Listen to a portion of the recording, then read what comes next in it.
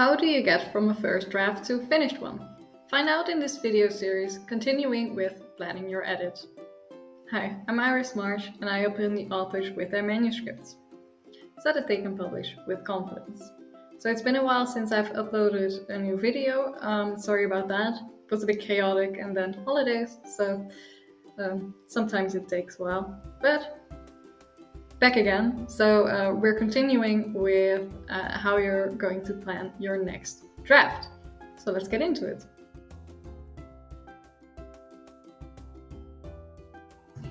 So in the previous videos, you've analyzed your story and gathered all this information, and now you're ready to plan your edit. But how are you going to use all this information that you've gathered to actually develop a plan for your new edit? So it depends a little on where your issues lie, but I would suggest tackling the issues in the following order, which is starting with genre, then theme, then POV and narrative device, then the goals of the protagonist and the antagonist, the structure, both global on a global level, and then the act structure, and then the conventions and expectations. Of course, this order isn't set in stone. You can definitely go back and forth between these parts or change the order around. You kind of have to do what feels right. Might take a bit of practice, but eventually you'll find a way that works for you. So with genre, you can encounter several issues with your story concerning your content genre. So I have this one as the first step because your main content genre determines a lot of what you focus on in your story. So you kind of have to get that straightened out first before you move on to things like your structure or even your theme, because your theme is also dependent on your main genre. So for instance, with genre, you can find out that your story has a different genre than you originally wanted, or that a very common issue is that it's very unclear what your actual content genre is. This often happens when you want to add different types of genres within your story, but it's a bit too much or not enough of some. So then it becomes confusing as to whether you're writing an action story or a romance or and so on and so on. So in both cases, you have to ensure it's really clear which genre you want as your main content genre. In the first case, you can decide if you either want to keep the genre, if you feel the story will be actually better with this genre that it has now, or that you want to change your story so that it fits the genre that you originally wanted. So in the second case, you also just pick the content genre you want it to be, and then the vagueness can be addressed within your structure and your conventions and expectations, as long as you make a choice. Then when you know for sure what your genre is, if you have any issues with your theme, then you can look at the theme now, because this is the foundation of your narrative, and it's, as we've seen in the video about theme, it's also dependent on your main content genre. And you want your story to convey something meaningful. So if the theme is currently different from the one you wanted, rewrite your theme so that it is the theme you want it to be. And note that changes in your theme will have consequences for your main content genre and your character's internal arc. So you have to make sure that the theme fits within your main content genre. If you find that your theme, the theme that you want actually is different from your main content genre, again, look at your genre and decide whether that is really the genre you want to go with, or if something else would be a better fit with the story that you, with the message that you want to convey within your story. And it's not just the main content genre, also your character's internal arc. That's the internal genre, the internal change, the arc that they go through. And if your theme doesn't fit with your main content genre, like I said, you may want to reevaluate that. Then you can continue with POV and narrative device, because perhaps you found that the POV or the device that you've used isn't the most effective one. And of course, if you make any changes within that within the POV and narrative device, that will impact how you're going to write your story. So you can brainstorm new POV options. For instance, are there any characters within your story that are better suited to tell your story, or would the story benefit from a more objective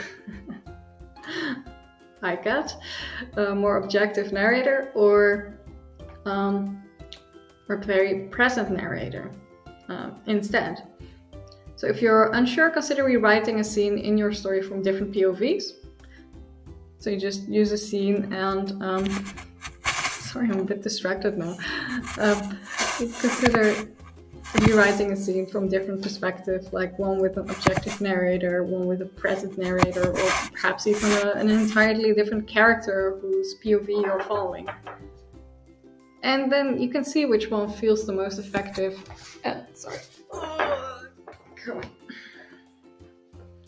And if you end up using a different POV character, you do have to consider if this changes also who the protagonist of your story is.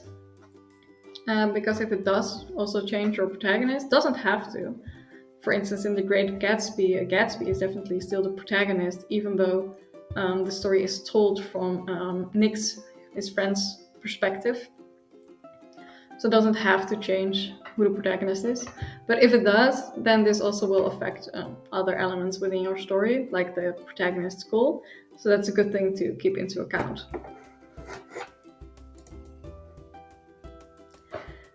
So, as I said, goals, protagonist and antagonist. So more often than not, what I often see, also with myself and also with other writers, is that we often know what our protagonist wants, but we aren't so clear on the antagonist. Often, not always. If there are any issues here, just brainstorm potential goals for them to have and make sure that they are in some way incompatible. So either they have opposing goals, or they have the same goal but want to use very different means to get to that goal. And then you also have to ensure that they have proper motivations for their goal, because people want something for a reason, and the reason has to be clear, otherwise it will feel kind of coming out of the blue or planted rather than planned throughout your story. It won't feel as natural. Then you can start on the structure, because now that you clearly have an idea of these big elements within your story, you can brainstorm some new structural elements. Sometimes it can happen that your structure is actually good when you analyze it, so it all fits. It has all the 5 elements, like the inciting incident, the turning point, crisis, the climax, and resolution. But it still needs to fit with your main content genre, so you have to make sure if the 5 elements within your structure are related to your main content genre. For instance, if you're writing an action story, do these 5 elements relate in any way, shape, or form to the life and death stakes that are related to the action genre? If not, then you might need some new structural elements, some new plot points, even if the structure itself makes sense. So I prefer to start with my global structure, but you can also start with your act structure to rearrange things. And you can see in your notes that you made which part of the structure needs work. And like I said, also look that even if in elements that did work, whether or not they are tied to your main genre. And then you can brainstorm some new scenes and see how they would fit into the new structure and how that it would change things. You can use the questions you use when analyzing the scenes to actually also brainstorm a new scene. So for instance, if you find that your turning point doesn't properly complicate from your inciting incident, you can ask yourself the following questions. So what strategy does my protagonist have based on the inciting incident? What type of event would prevent them from using this strategy? Which crisis would this trigger? Would that crisis then be strong enough? Does it fit with the main content genre, and so on? So you can kind of use these questions to help you come up with some new scene ideas, new plot points within your structure. And once you have your plan for your structure, so your global structure and your act structure, you can look at your conventions and expectations, or likely you'll go back and forth between your structure and your conventions and expectations, because these are quite tied together as well. If you didn't have some of these moments, then you can brainstorm some new ones and scenes that have these conventions, or think about where you can place a convention based on your new structure. And if you want some to be stronger, then you can also brainstorm different versions of the conventions and expectations that you already had.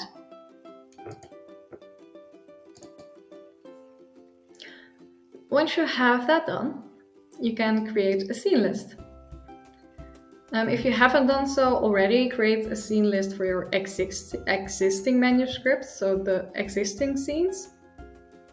And then you can swap out the scenes you're going to change based on your renewed structure, and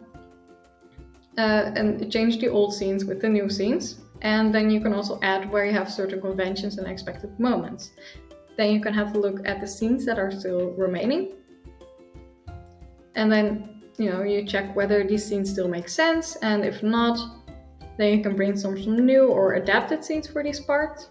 And in some cases, you might see that some steps between some scenes are now too big, and you might need 1 or 2 scenes to bridge that gap, so you can fill that in as well.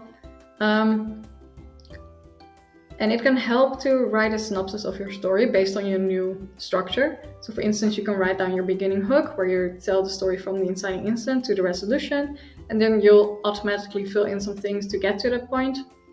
And those additional things you can convert into new scenes. And then you'll end up with a new scene list, where you can see which of the already existing scenes remain, which ones need to be adapted, and which ones will need to be rewritten entirely. So if you find you need to rewrite a lot, don't worry, you're not alone.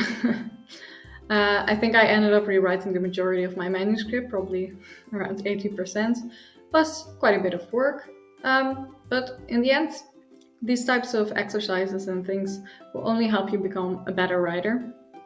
And once you've finished your rewrites, you can send your manuscripts to an editor or beta readers, depending on your preferences or in your budget.